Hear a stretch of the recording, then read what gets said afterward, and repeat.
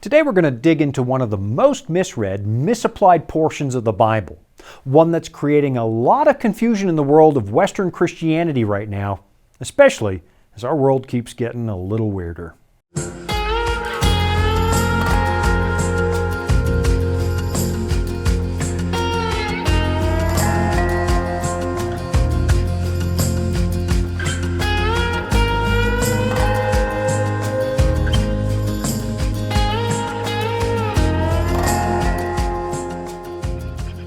A lot of people in the ancient Middle East felt the sting of the Neo-Babylonian armies, but nobody felt it quite as keenly as the tribe of Judah.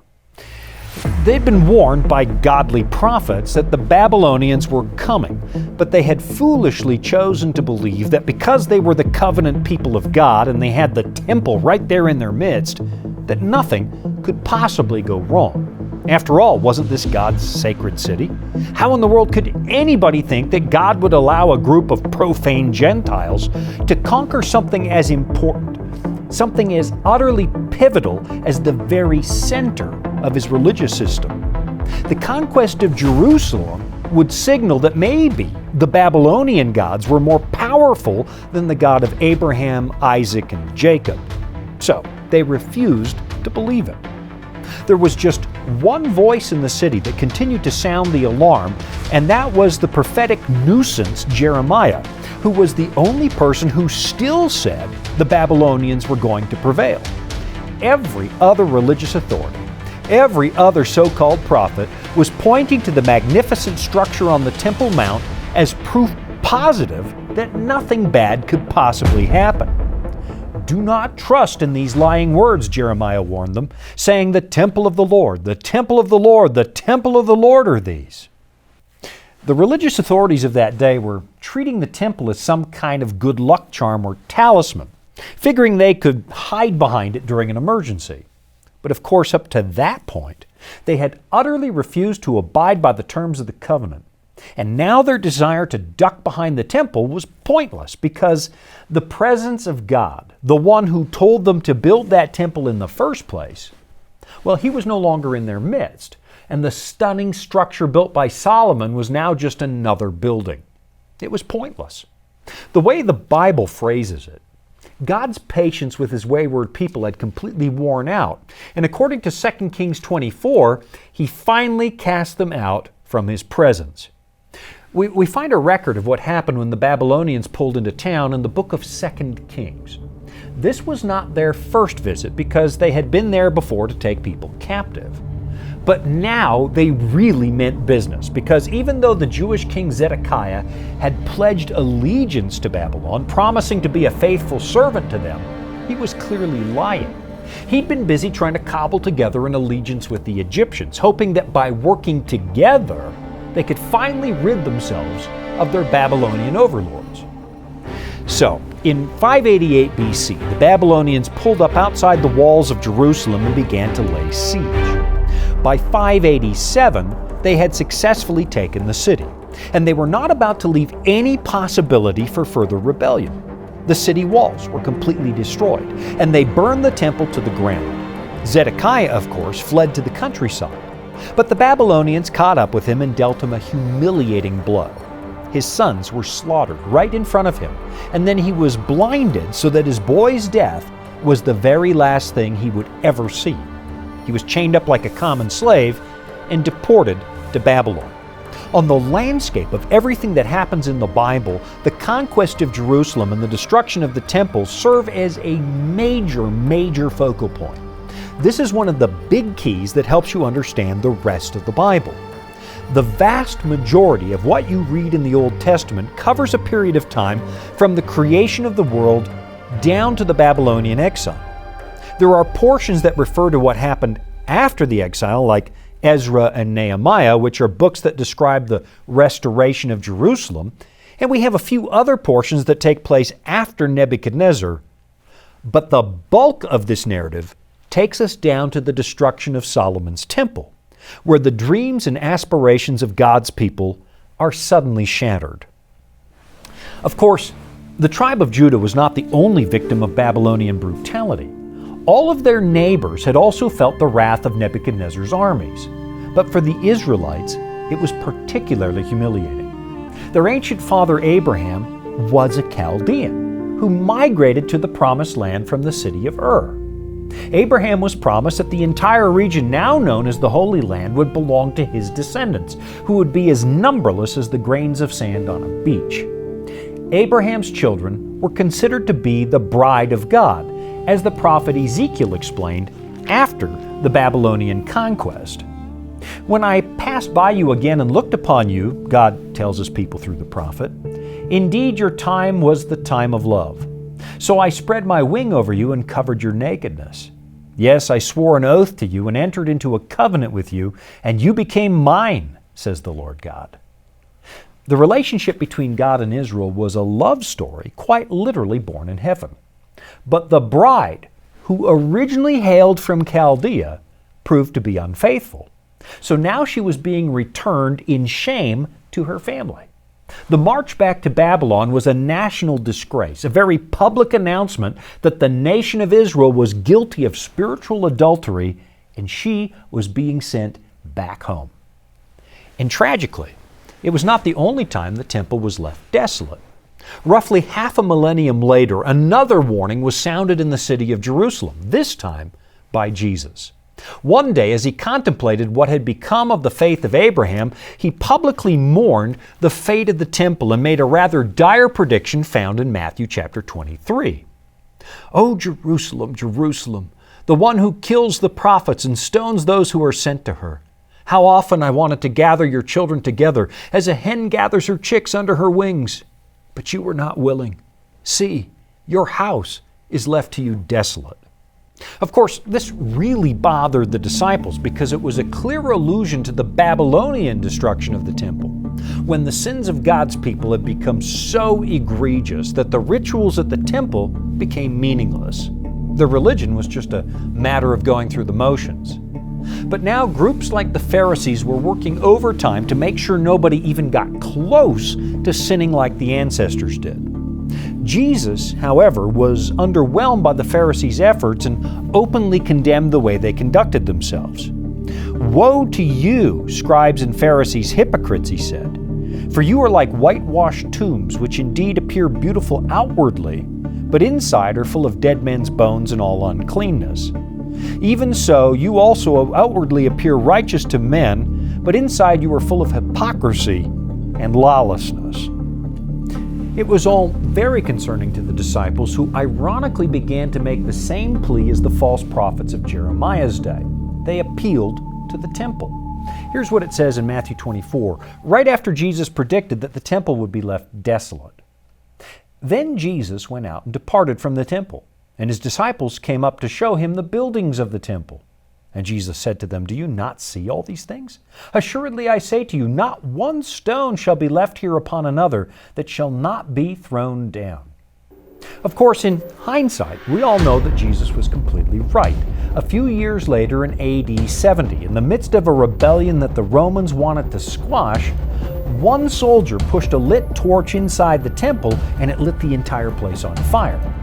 The temple burned to the ground along with the zealots who were hiding inside, and when the flames finally died down, the Romans disassembled what was left, block by block, essentially creating the Temple Mount that you can still see to this day, which is nothing but a single wall where people come to pray.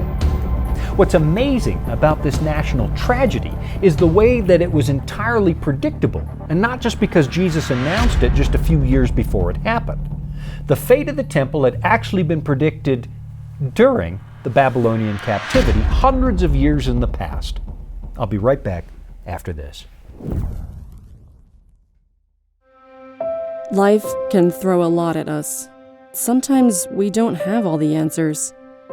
But that's where the Bible comes in. It's our guide to a more fulfilling life. Here at the Voice of Prophecy, we've created the Discover Bible Guides to be your guide to the Bible. They're designed to be simple, easy to use, and provide answers to many of life's toughest questions. And they're absolutely free. So jump online now, or give us a call and start your journey of discovery. The Temple Mount in Jerusalem is still one of the world's most contentious spots. Today it's controlled by Muslims, and it features the Dome of the Rock, a magnificent shrine that marks the place where they believe is the spot where Muhammad began his miraculous night journey, which he said was a visit to heaven. Now, today there's a segment of Western Christianity that believes that in order for Christ to return, the Jews must reclaim the Temple Mount and build a third temple, which of course poses a bit of a problem because in order to do that, you'd have to compromise one of the holiest sites in Islam. The potential for an international incident is absolutely massive. All it would take to spark a major conflict is for one well-meaning zealot to do something, well, radical. Right now, as it stands, non-Muslims are not even allowed to pray on the Temple Mount, which is admittedly a hard thing to enforce, but the regulation is there. The Muslims are determined that this spot belongs to them. Now, just before the break, I said that the destruction of the Second Temple was actually predicted during the Babylonian captivity.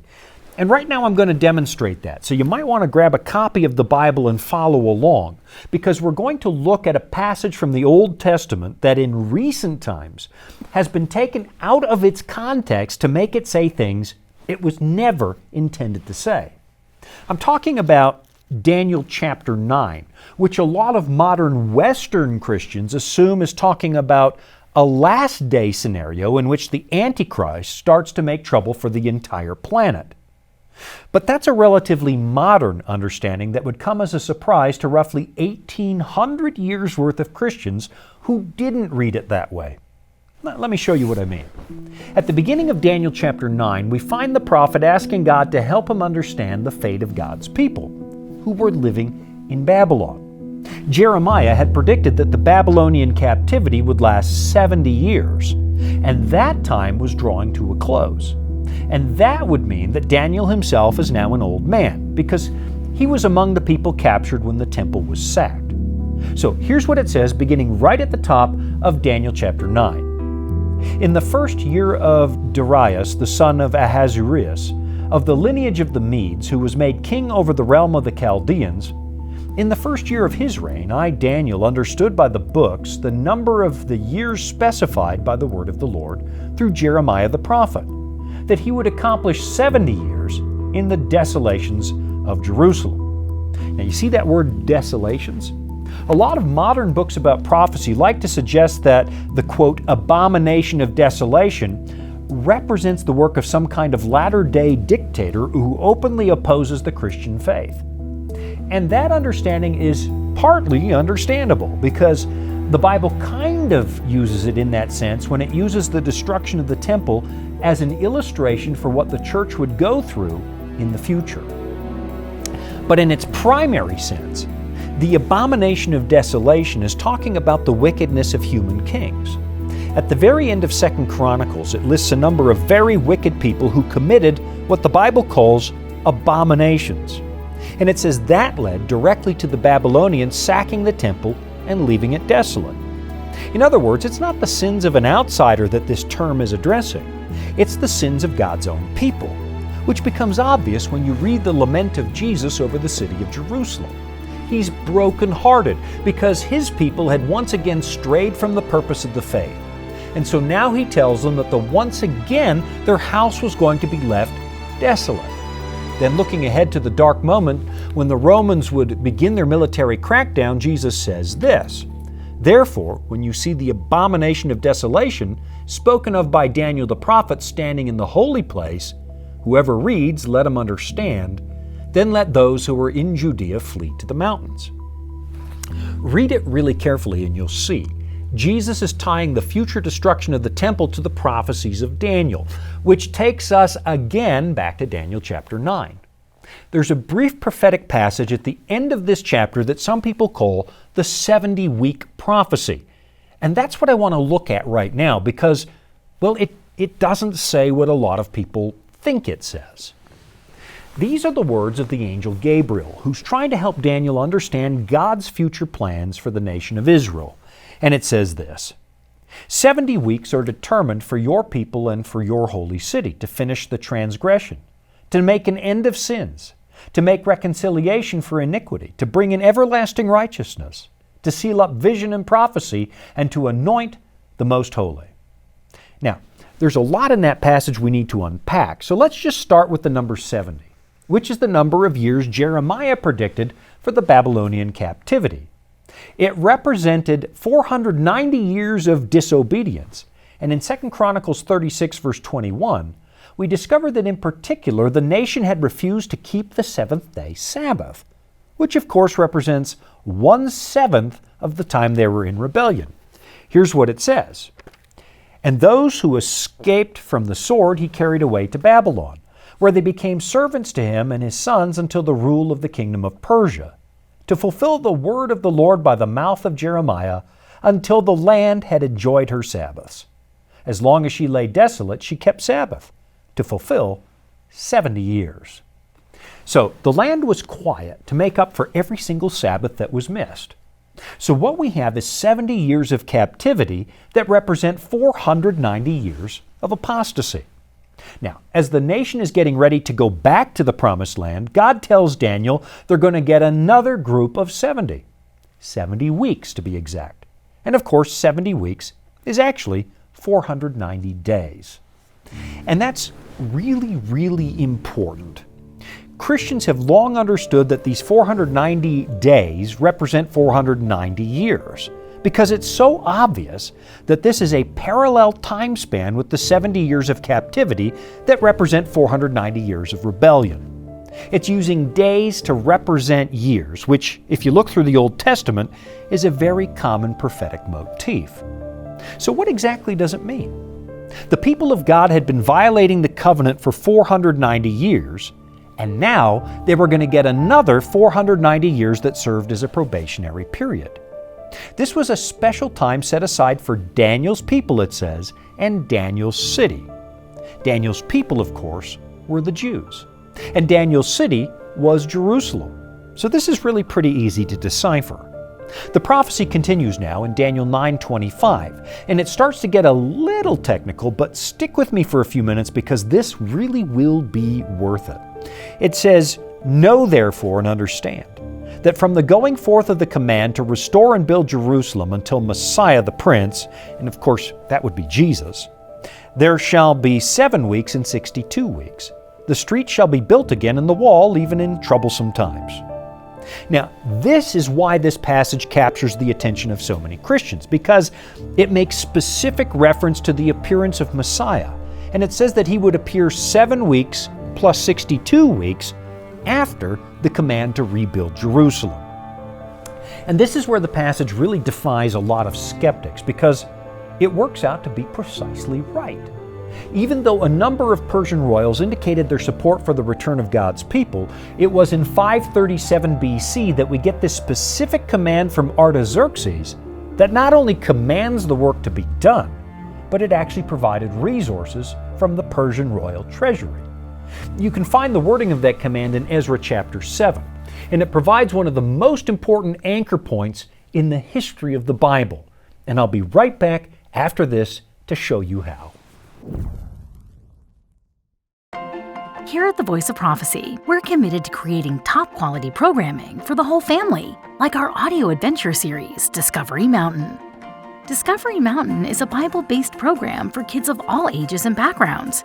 Your family will enjoy the faith-building stories from this small mountain summer camp and town. With 24 seasonal episodes every year and fresh content every week, there's always a new adventure just on the horizon. Some people wonder why the prophecy of Daniel 9 and verse 25 gets broken up into 2 parts, as in 7 weeks plus 62 weeks, instead of just saying 69 weeks. Well, it's really pretty simple. At the 7-week mark, which would be 49 years, the construction project was done, and it's one more way of letting us know that we're on the right track. The entire prophecy, the 69 weeks, totals 483 prophetic days, or literal years, which takes us to the year AD 27. Now, if you're doing the math at home, you might find that a little confusing because 483 added to 457 should take you to 26 AD instead of 27. But of course, there's no such thing as a year 0. 1 BC was immediately followed by 1 AD, so you've got to account for that when you do the math. That way, 483 takes you to the year 27 AD, which is the 15th year of Tiberius Caesar, which is exactly the year that Jesus was baptized and began his public ministry. In other words, Messiah showed up exactly on time. I mean, haven't you always wondered why Jesus just stayed in the background until later in life? Why not start his public ministry earlier? Well, at the age of 30, he would have had a lot more clout, but there's another reason. It just wasn't time yet. In AD 27, the prophecy of Daniel 9 was coming to pass, and it was time for God to announce his Son to the public, which is exactly what he did at Christ's baptism. The Bible tells us that the Holy Spirit descended on Christ that day, and a voice from heaven said, "This is my beloved Son, in whom I am well pleased." It happened right on time, right according to schedule. This is why so many people find this so compelling and why skeptics tend to skip past Daniel 9, because it's really hard to explain this away. And if this was the only thing that prophecy got right, that'd be worth paying attention to, but it's really just getting warmed up. Here we go on to verse 26, where it says, "And after the 62 weeks Messiah shall be cut off, but not for himself." Now, remember, back in the previous verse, it was 7 plus 62 weeks.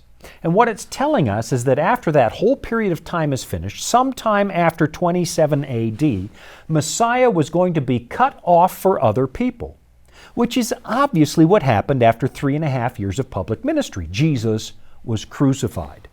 Then it continues, "And the people of the prince who is to come shall destroy the city and the sanctuary. The end of it shall be with a flood. Until the end of the war, desolations are determined."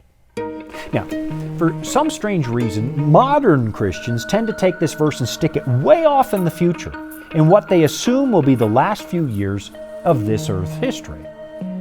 But when you see what Jesus said about the abomination of desolation in the book of Daniel, it becomes really, really obvious that this is referring to the sack of the city and the temple by the Romans, when not one stone shall be left here upon another.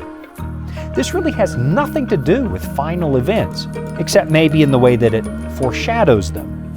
What it's telling us is that after Jesus was crucified, somebody was going to come and destroy the city and the temple, the same way the Babylonians did. And of course, that was clearly the Romans who did that in AD 70. And if that's not incredible enough, let's keep pushing on to verse 27. Now, I know this is a lot of nitpicky detail, but this is important because, again today, this is easily one of the most misused, misread passages in all of Scripture.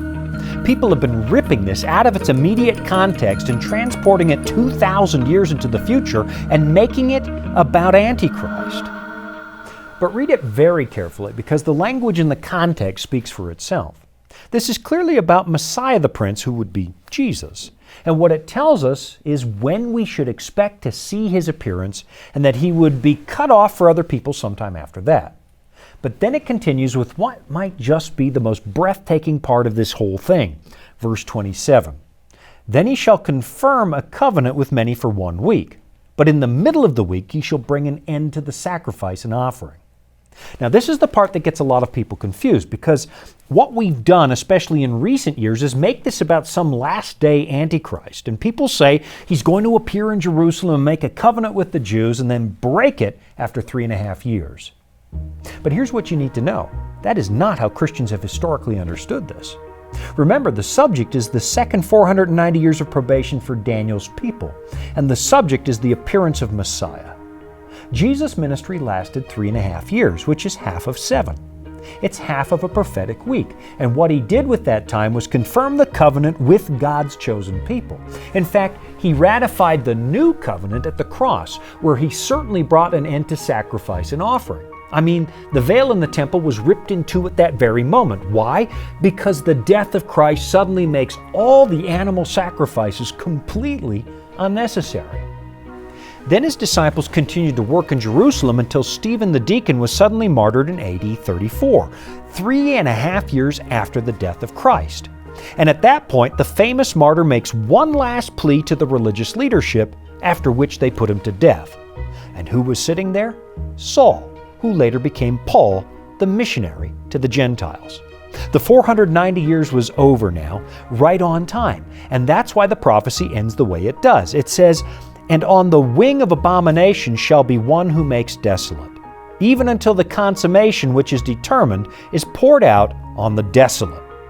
So what's that a reference to? The abomination of desolation, the sack of the temple by the Romans. What we have in Daniel 9 is a literary device known as a parallelism. Verse 26 mentions the work of Messiah and then says the Romans will come and destroy the sanctuary. Then verse 27 repeats that pattern, talking again about the sacrifice of Messiah, after which the Romans would come and leave the temple desolate. This passage has nothing to do with the final 7-year tribulation, even though I suspect there are people right now who are furiously flipping through their Bibles because, well, that's what they've always heard. And if it's there, by all means, have at it. Continue to believe it. But as a good preacher friend of mine once said, if the plain sense makes good sense, seek no other sense or you'll get nonsense. I'll be right back after this. Dragons, beasts, cryptic statues. Bible prophecy can be incredibly vivid and confusing. If you've ever read Daniel or Revelation and come away scratching your head, you're not alone. Our free Focus on Prophecy guides are designed to help you unlock the mysteries of the Bible and deepen your understanding of God's plan for you and our world. Study online or request them by mail and start bringing prophecy into focus today. Well, all I've really managed to do is just crack the seal on Daniel 9, and I'm going to leave it to you to dig a little deeper. But I guess my big point is this. We often overcomplicate the Bible by trying to make it fit what the current culture says. And as a result, we've kind of lost track of one of the most elegant, one of the most convincing passages of the Bible when it comes to demonstrating that Jesus really was the long-awaited Messiah. We've tragically sliced up a perfectly coherent section of the Bible and inserted a gap of 2,000 years, which doesn't make sense. Not when there's nothing in the text to suggest that you should do that. And there's a really big lesson in here for us. The book of Hebrews tells us that we still have a high priest, and that's Christ.